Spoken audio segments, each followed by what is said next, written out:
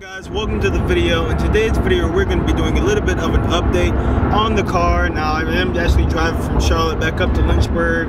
As you guys know, it's about a 3-hour drive, and I only actually came down for about a night really. I just came down for my home church was having an event, Elevation, here in Charlotte, North Carolina. We did the live recording of their newest album, so you know that'll be coming out in a couple of months, but it's kind of what I came down for, so I'm just driving back right now. Decided to do an update for you guys, let you guys know what's going on with the car. As far as, you know, how things have just been behaving over the past year for me. It's been about a year since I did my last update video, so I'm just going to go ahead and go over a couple of things. I'm going to go ahead and start off with just almost how much I really don't drive this car, which it really does suck, but like you guys know, I am in school right now. And I do live on campus, so I don't really have to drive that much. I mean, if I want to go to Walmart on our campus, we have a tunnel. We can just go right under the ground, and you know, we can be right at Walmart right there. It's really not that big of a deal.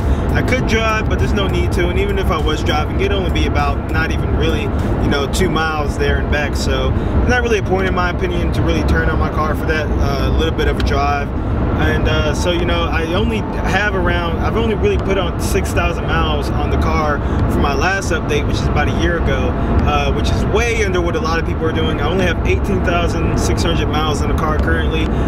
Even when I did my last update video last year, I didn't really even have 12,000 on the car at that point, even though the video is titled 12,000 mile update. I really didn't have 12,000. It was still like in the 11,000 range. So I guess you could say maybe 7,000, but for the most part, you know, it's still way under what most people are doing with their cars. With that being said, I do still drive the car a good bit to go ahead and tell you guys a couple of things.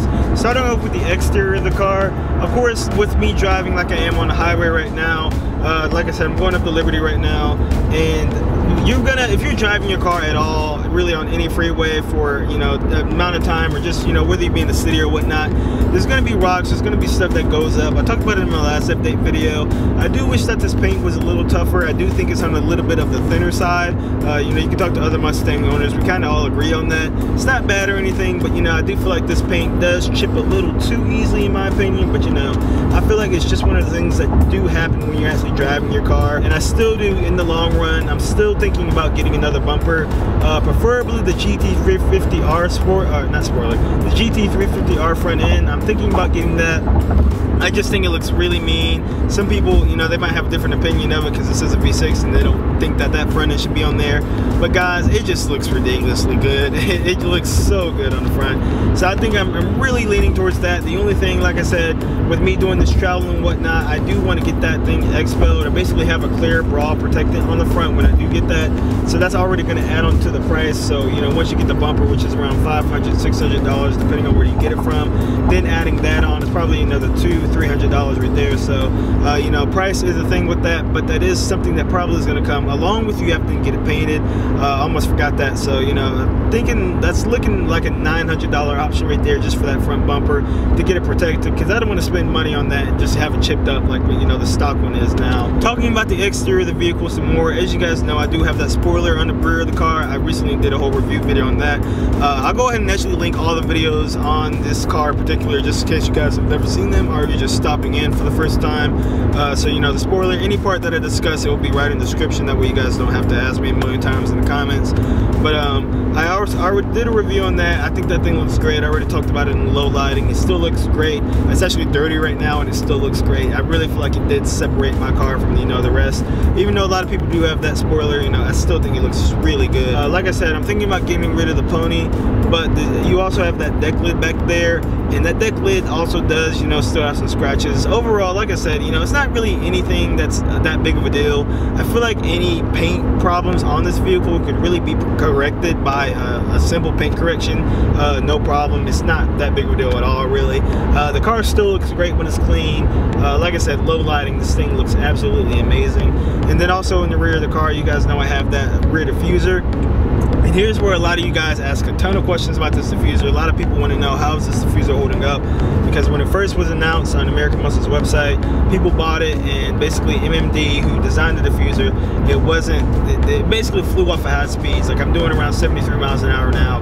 People saying that, you know, anything over 90 or 80, it just flies right off. Or just really on the highway like I am now, it just flies off. And it doesn't do that. I've have it on there. I did want to add some extra 3M tape. I didn't even do that.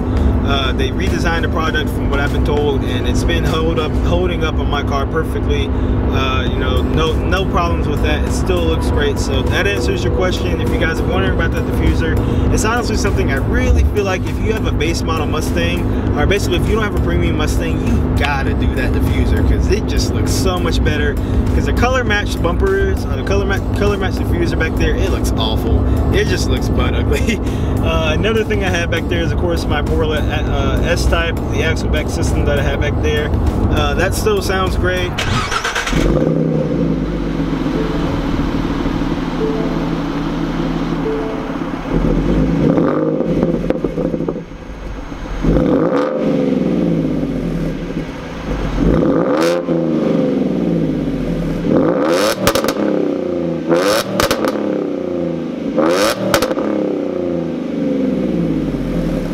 I do plan on getting shorty headers coming up soon, actually probably within the next week or so, once I actually go on spring break. I do plan on installing those, so stay tuned for that. But you know, those things sound great alone. I always get compliments, you know, people say, oh, what are you running? Or I've even had some people mistake this thing for a V8, especially, you know, in the lower idle, you know, like, oh, what is that? And I'm just like, oh, no, it's a V6, you know.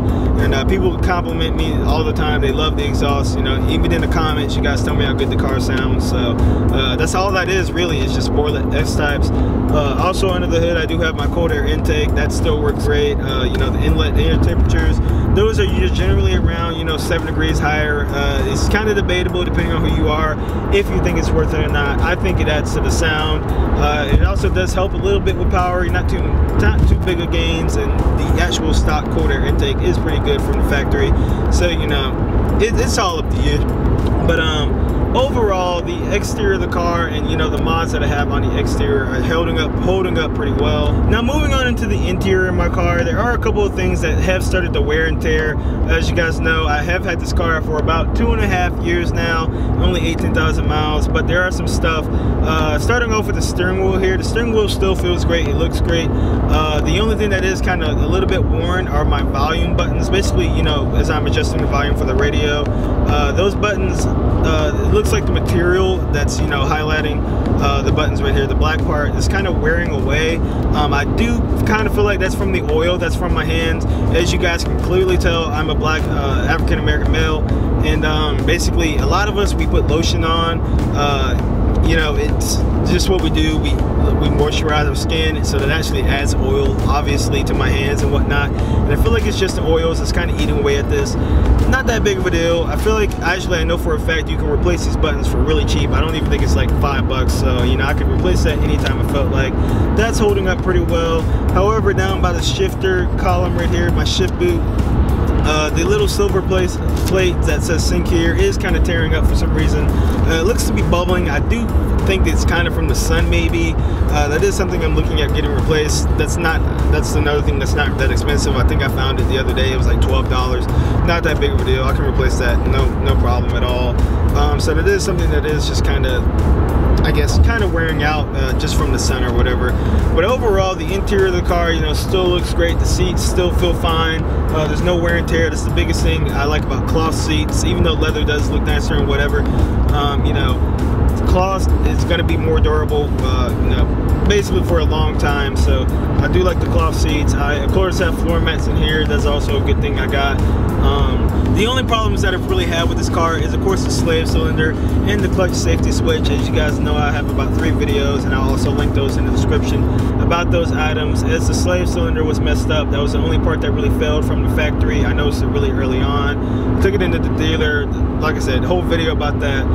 They had to disassemble that, and they also have to mess with the starter clutch safety safety switch was a part of that assembly, for what I've been told. So basically, you know, that was human error and, you know, a part of something failing from the factory. It really wasn't that big of a deal. It was all covered under warranty.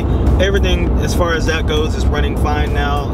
Now that I kind of do have a better understanding of what goes on down there, not completely, but I do have a better understanding in general of what how things flow and work together down there.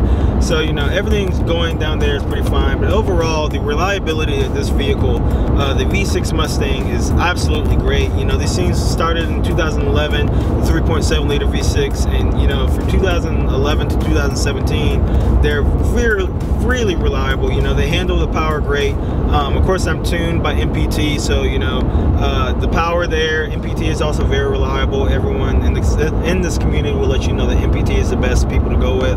Bama, you know, people are on the fence about Bama, but MPT definitely really reliable.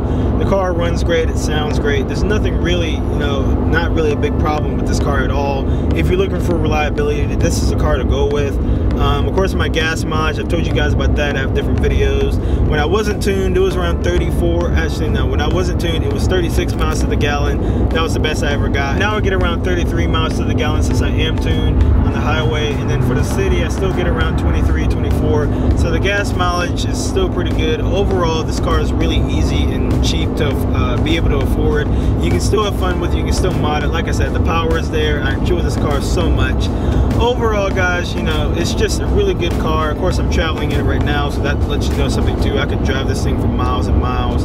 But overall, guys, the car is still holding up great. I definitely still have mods, planning to do some stuff. Actually, after I do these shorties headers, I'm thinking about wheels, but I'll end up discussing those more in another video.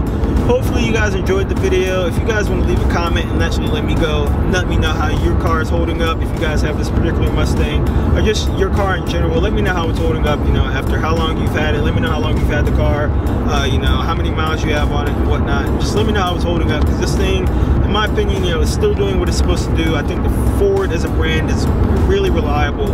Haven't had too many issues with it that are really, like I said, that one issue from the slave cylinder. Other than that, guys, this car runs great. I love it. It's a lot of fun. But that's all I really have to talk about in today's video. If you guys like this video, go ahead and leave a like on it. If you're new to this channel, go ahead and subscribe if you want to figure out more content about this V6, or if you want to see more car reviews. I do have some of those coming up as well over my spring break.